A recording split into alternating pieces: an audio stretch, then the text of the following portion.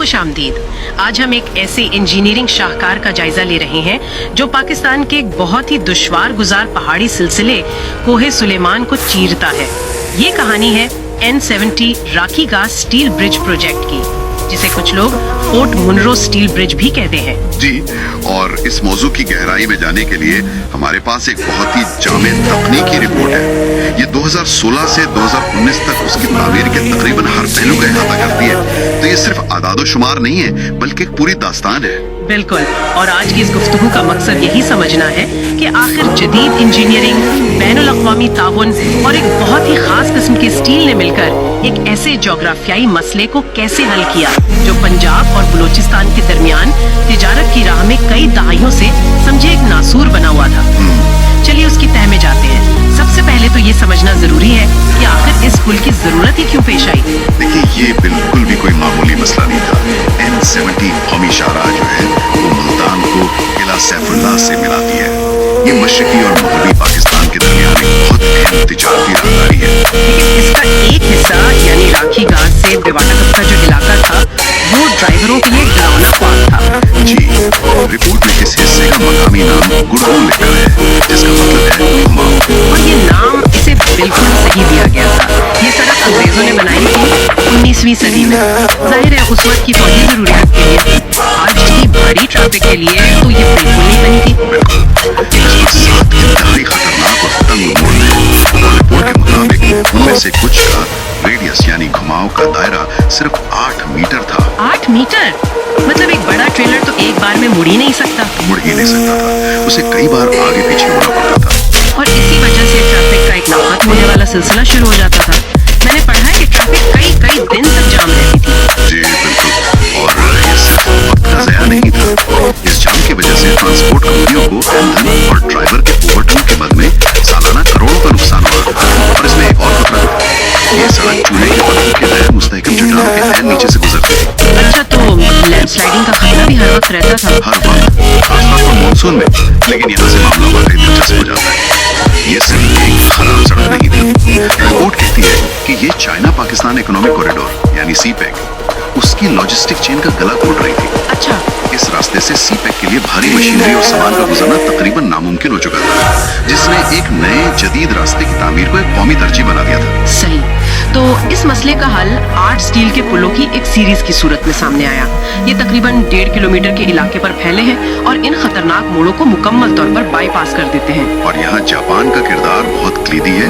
हुकूमत पाकिस्तान ने जापान से तकनीकी और माली मदद मांगी और जापान इंटरनेशनल कोऑपरेशन एजेंसी यानी JICA ने फंडिंग फराहम की। और तामीर का ठेका भी जापानी कंपनी को ही दिया गया। जी, राइसे कॉर्पोरेशन को, जो इससे पहले पाकिस्तान में कोहा टनल जैसा बड़ा मंसूबा कामयाबी से मुकम्मल कर चुके थे। इस मंसूबे का मालियाती पहलू बहुत हैरानकुन है। रिपोर्ट पढ़ते हुए मुझे अपनी आंखों पर यकीन नहीं आया। ये कोई आम कर्ज नहीं था। नहीं, बिल्कुल नहीं। ये खास किस्म का कर्ज था जिसे स्टेप यानी special terms for economic partnership loan कहते हैं। इसका मकसद सिर्फ पैसा देना नहीं, बल्कि जापानी टेक्नोलॉजी और महारत को तरक्की पजीर ममालिक में मुंतकिल करना भी है। इसकी जो तफसीलात है वो नाकाबिले यकीन है। कुल लागत थी कोई 23.5 अरब रुपए। जी, और उसमें से JICA ने तकरीबन 14 अरब रुपए दिए। लेकिन शरह सूद सिर्फ 0.2% सालाना। ये कोई मजाक तो नहीं?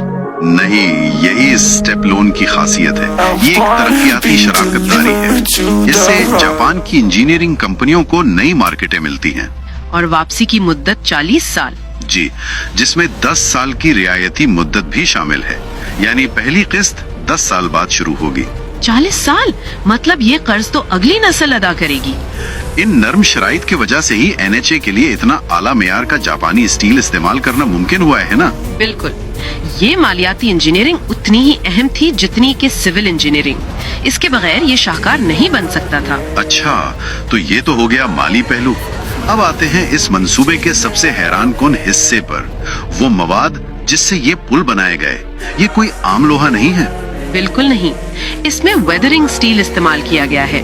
ये एक खास किस्म का स्टील है जिसमें कॉपर, क्रोमियम और निकल जैसी धातें मिलाई जाती हैं। लेकिन आम तौर पर तो स्टील को जंग से बचाने के लिए हर मुमकिन कोशिश की जाती है। यहाँ तो मामला उल्टा लग रहा है। ये काम कैसे करता है? यही तो इसकी खूबसूरती है। जब ये स्टील खुली हवा और मौसम के सामने आता है तो इस पर जंग की एक तह जमती है, लेकिन ये आम जंग नहीं होता जो स्टील को खा जाता है। ये तह बहुत घनी, मुस्तहकम और स्टील से मजबूती से चिपक जाती है। तकनीकी जुबान में इसे पैटीना कहते हैं। अच्छा, तो ये पैटीना एक तरह की हिफाजती ढाल है? बिल्कुल, ये पैटीना इतना घना होता है कि नमी और ऑक्सीजन को स्टील के अंदर जाने से रोक देता है और इस तरह मजीद जंग लगने का अमल हमेशा के लिए रुक जाता है। सादा अल्फाज में ये स्टील खुद अपना हिफाजती पेंट बनाता है। खुद अपना हिफाजती पेंट बनाता है, ये तो कमाल है। मतलब एक ऐसा मसला जंग जिस पर दुनिया भर के इंजीनियर्स अरबों खर्च करते हैं, उसे यहाँ हल्के तौर पर इस्तेमाल किया गया है। जी, और इसका सबसे बड़ा अमली फायदा ये है कि इस स्टील को पेंट करने की जरूरत ही नहीं है। और इस पुल के सुतून यानी पियर्स, वो तो 150 फुट से भी ज्यादा बुलंद है। जी, तकरीबन एक 15 मंजिला इमारत के बराबर। इतनी बुलंदी पर हर चंद साल बाद पेंट करना ना सिर्फ इंतहाई महंगा बल्कि बहुत खतरनाक काम भी है। तो इससे तो बहुत बचत हुई होगी। रिपोर्ट में NHA का एक तखमीना है कि ये स्टील 75 से 100 साल तक बगैर किसी बड़ी देखभाल के रह सकता है। इससे पुल की पूरी जिंदगी में अरबों रुपए की बचत होगी। वाकई एक तवील मुद्दती सरमायाकारी है। बिल्कुल, और अगर हम इसके डिजाइन की बात करें तो इन पुलों की खमीदा यानी कर्व्ड शक्ल की वजह से स्टील बॉक्स गर्डर का इंतखाब किया गया। अच्छा, वो क्यों? देखिए, एक बंद डब्बे की शक्ल घुमाव और मरोड़ को एक खुले आई बीम के मुकाबले में कहीं बेहतर तरीके से बर्दाश्त करती है। मरोड़ यानी टॉर्जन? जी, उसे ऐसे समझें जैसे आप किसी गीले कपड़े को निचोड़ते हैं। वो जो मरोड़ने वाली कुव्वत है, एक खुला शहतीर उस मरोड़ से कमजोर हो जाता है, लेकिन एक बंद डब्बा अपनी शक्ल बरकरार रखता है। सही, तो इस घुमावदार डिजाइन के लिए ये लाजमी था। जी बिल्कुल। ये सब सुनने में तो बहुत मुतासिर कुन है, लेकिन इतनी गहरी खाइयों के बीच में 150 फुट ऊंचे स्तून खड़े करना और उन पर सैकड़ों टन वजनी स्टील के हिस्से रखना, ये कैसे मुमकिन हुआ? ये तामीराती अमल भी किसी जादू से कम नहीं था। सुतोनों की तामीर के लिए स्लिप फॉर्म टेक्नोलॉजी का इस्तेमाल किया गया। इसमें कंक्रीट का सांचा काम के साथ साथ खुदकार तरीके से ऊपर चढ़ता जाता है।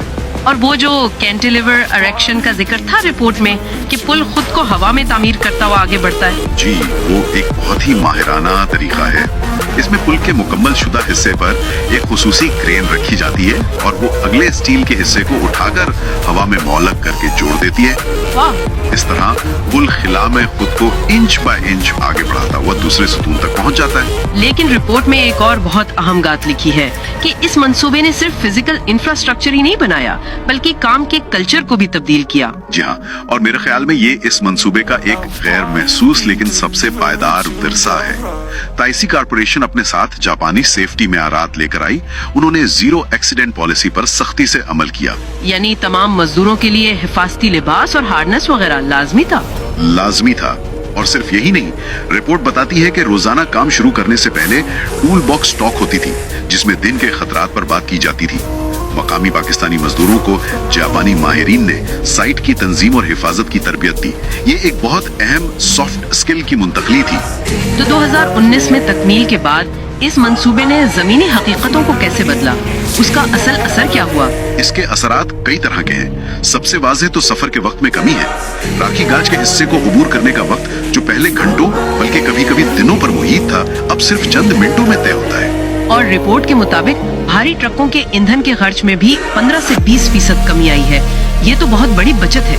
जी, और माशी तौर पर सबसे बड़ा फायदा तिजारत में तसलसल है। ये पुल अब CBSE सप्लाई चेन के लिए साल भर खुला रहता है। पहले ये रास्ता लैंडस्लाइडिंग की वजह से अक्सर बंद हो जाता था। लेकिन अगर हम इसे बड़ी तस्वीर में देखें तो इसके असरात सिर्फ मईशत तक महदूद नहीं है।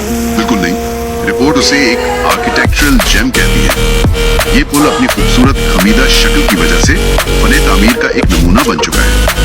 ये अब सियाहों के लिए एक पुरकशिश मकाम बन गया है। और एक और अहम बात जो अक्सर नजरअंदाज हो जाती है, वो है इल्म की मुंतकिली। जी, जायका ने सिर्फ पुल नहीं बनाया, उन्होंने NHA के अंदर एक ब्रिज मैनेजमेंट यूनिट के क़याम में भी मदद की और पाकिस्तानी इंजीनियर्स को जापान भेजकर स्टील के पुलों की देखभाल की खुसूसी तरबियत दी। ये मुस्तकबिल के लिए एक इदारती सरमायाकारी भी है। तो आज हमने देखा कि राखी गाज स्टील ब्रिज सिर्फ स्टील और कंक्रीट का एक ढांचा नहीं है। ये जोग्राफियाई रुकावटों पर काबू पाने, होशियार बैनुल-अक़वामी ताउन और जदीद मवाद की ताकत की एक शानदार कहानी है। और इस रिपोर्ट में एक आखिरी तकनीकी तफसील है जो इस मुनसबे की एक और गहरी जिहत को सामने लाती है। इस पुल को ASHTO HL93 लोडिंग के लिए डिजाइन किया गया है, लेकिन इसके साथ साथ उसे NHA के क्लास A लोडिंग के लिए भी डिजाइन किया गया है। अच्छा, ये ASHTO HL93 तो भारी तिजारती ट्रकों का अमेरिकी म्यार है, लेकिन ये क्लास AA लोडिंग क्या है? ये NHA का एक फौजी मायार है। इसका मतलब है कि ये पुल एक 70 टन वजनी फौजी टैंक के वजन को बर्दाश्त करने की सलाहियत रखता है। 70 टन?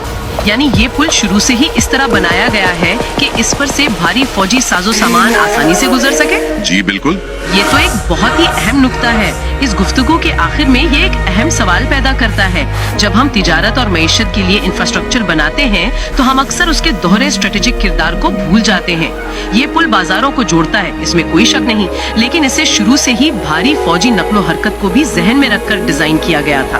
और ये सोचने पर मजबूर करता है कि हमारी रोजमर्रा इस्तेमाल की इतनी सड़कों और पुलों का एक पोशीदा स्ट्रेटेजिक मकसद भी होता है जो न सिर्फ तिजारत बल्कि कौमी सलामती की तश्कील भी कर रहा होता है।